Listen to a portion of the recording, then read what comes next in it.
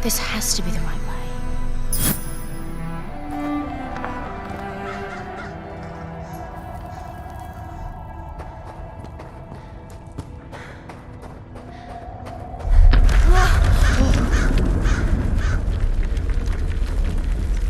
Before we continue, let's stop a moment and take a look at some of the key features of this demo.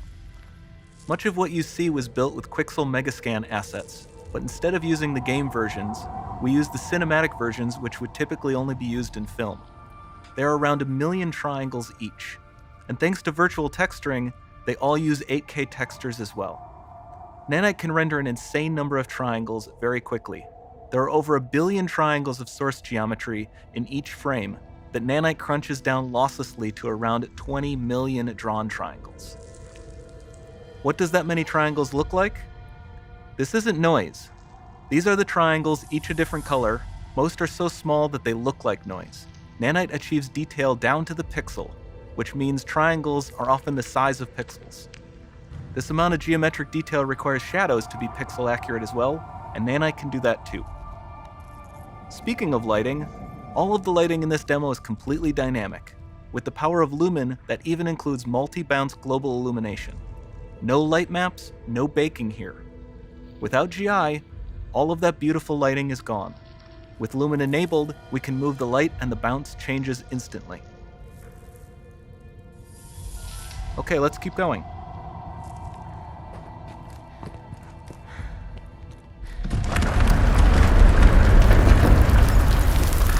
We've made some great additions to our audio system as well.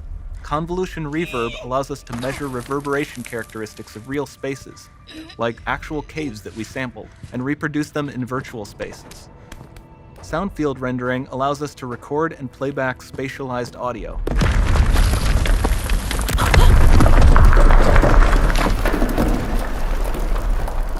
All of this adds up to a more immersive experience.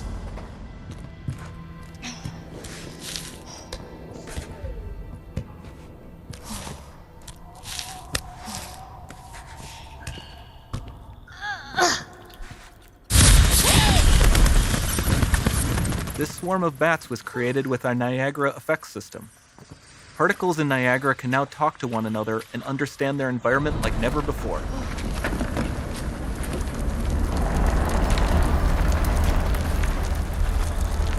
We've also added a ton of new functionality to run fluid simulations like you see in the water below.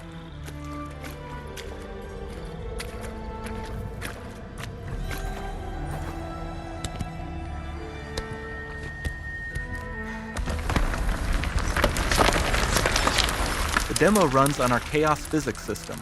Here we are using it to accurately simulate the rigid bodies of the falling rocks and the cloth of her scarf.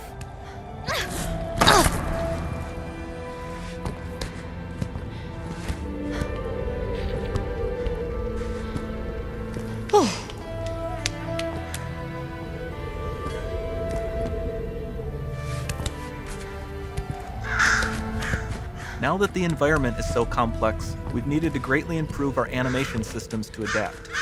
We've added predictive foot placement and motion warping, which dynamically modifies IK and body position to look more natural. For the character to more realistically interact with the environment, we've added the ability to trigger seamless contextual animation events, like her hand on the door. Sounds promising.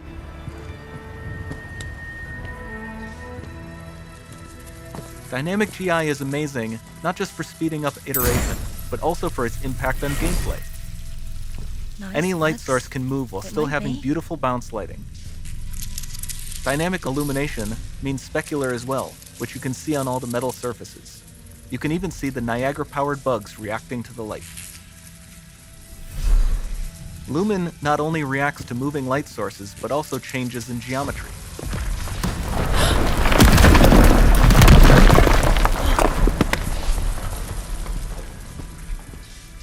Remember we mentioned high poly assets?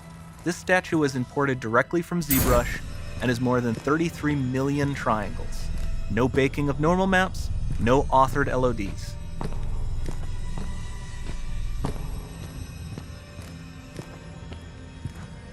And we can do more than a single statue. There are nearly 500 of that exact statue at the same detail level placed in this room for a total of over 16 billion triangles from statues alone. Over this entire demo, there are hundreds of billions of triangles.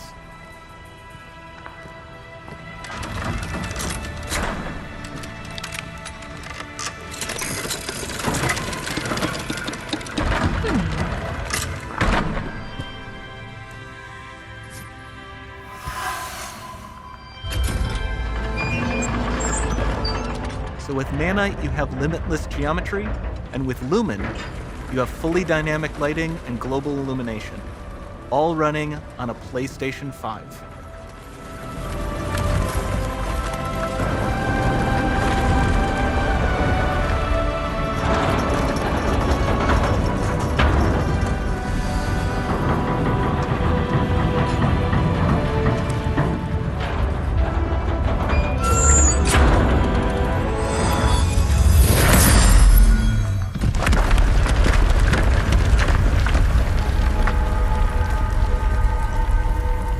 There's not much time left.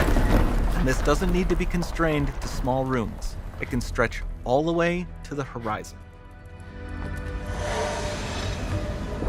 The portal, it's open. Don't fail me now.